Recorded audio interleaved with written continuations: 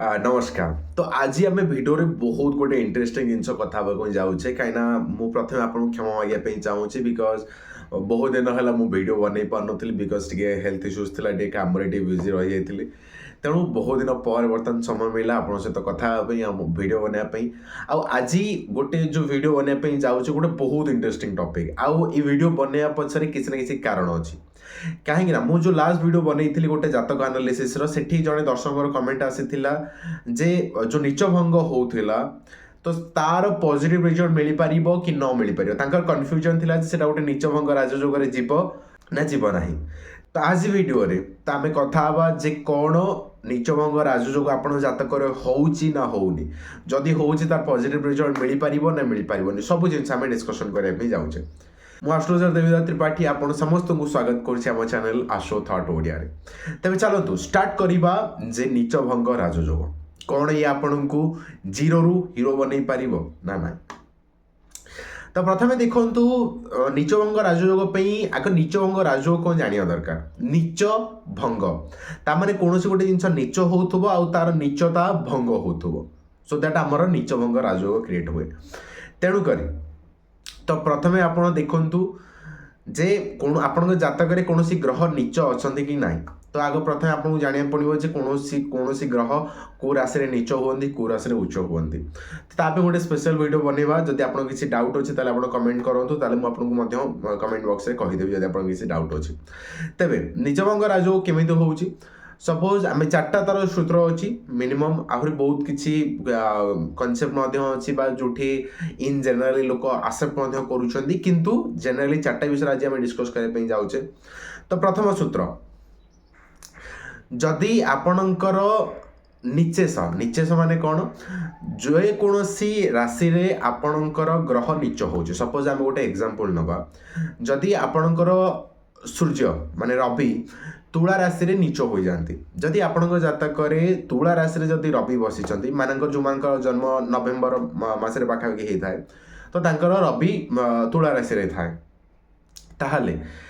जदि आपणकर रवि तुला राशि रे अछि ताहले तुला राशि रे अधिपति होउचंदी शुक्र जदि शुक्र चंद्रमा किंबा लग्न ठू केंद्र रे आसी जाए ताहले आपणकर नीच भंग राजयोग क्रिएट हुए। ये हला प्रथम सूत्र। द्वितीय सूत्र होची कौन जदि आपणकर उच्चेश माने जदि आपणकर रवि तुला राशि रे नीच होउचंदी ताले तुला राशि रे उच्च केउ ग्रह हुए सी होउचंदी हमर शनि जदि शनि चंद्रमा ठू आ केंद्र ठू जदि लग्न रे आसी जाए ताहाले मध्य आपणकर नीच भंग राजयोग निहाती तैयारी हबो। ये गला द्वितीय पॉइंट। तृतीय पॉइंट होची कौन तृतीय पॉइंट होची कौन जदि उच्च राशिस्थ ग्रह माने कौन उच्च राशिस्थ ग्रह माने कौन आपणकर तुला राशि रे रवि नीच हो गले ताले आपण देखंतु रवि केउ राशि रे उच्च होउचंदी रवि उच्च होउचंदी कौन मेष राशि रे तो मेष राशि रो अधिपति होउचंदी के मंगल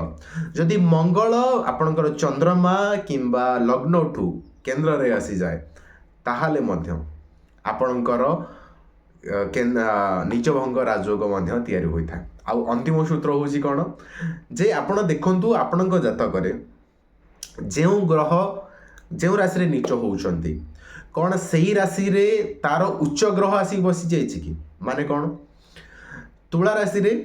रवि नीच हो जाती किंतु तुला राशि रे शनि मध्य उच्च हो जाती जदि सही तुला राशि रे रवि सहित शनि आसिकी बसी जाए ताले जेउ राशि रे जेउ ग्रह नीच होता है जदि सही राशि रे तार उच्च ग्रह आसिकी बसी जाए ताहाले मध्य नीच भंग राजयोग तैयारी होता है। तेबे मु जो वीडियो बनैथिली से वीडियो रे थिला कोन जे मीन राशि रे बुध आ शुक्र बसिछंती ठीक अच्छे किंतु एई राजयोगटा बा नीच भंगटा सृष्टि होची द्वादश घरे ठीक अच्छे। तो सेठी तांको प्रश्न थिला जे कोन एटा गोटे नीच भंग राजयोग हबो ना हबनी। आ गोटे जिनस देखंतु प्रथम जो तीनटा सूत्र आमे कथा हले तो प्रत्येक जिनस रे से केंद्र सहित कॉम्बिनेशन बनउचंती किंतु चतुर्थ सूत्र रे कोनोसी हेले केंद्र सहित रिलेशन नाही। तेणु करी जदि आपणकर उच्च राशि ग्रह आसी सेठी बसी जाउछन से नीच राशि रे ताहाले मध्य नीच भंग हो जाए। तेबे प्रश्न आसुची कौन नीच भंग राजयोगर फल आमको मिल पारिबो ना मिल पारिबोनी। तो ता पछर जिनस कौन रोचे तेरे चलतु जाना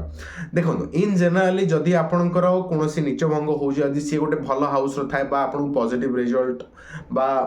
भल रिजल्ट माने से भल हाउस रे होता है भल जगह होता है ताल निहाती आपन को बहुत भल रिजल्ट मिल जदि नीच भंग राज जदि भल केन्द्र हाउस रोचे त्रिकोण रे क्रिएट होची बा से त्रिकोण अधिपति होती समहाउ किसी ना किसी आपको पॉजिटिव रिजल्ट गुड रिजल्ट मिलने जाऊँचे किंतु जदि से षष्ठ घरे क्रिएट होची जदि से द्वादश घरे क्रिएट होची बा सी अष्टम घरे क्रिएट होची तेबे कौन से नीच भंग राजयोग आपन को भल फल दब ना दबनी तेरे प्रश्न होची सेठी जोटा तांकर संदेह थिला तेबे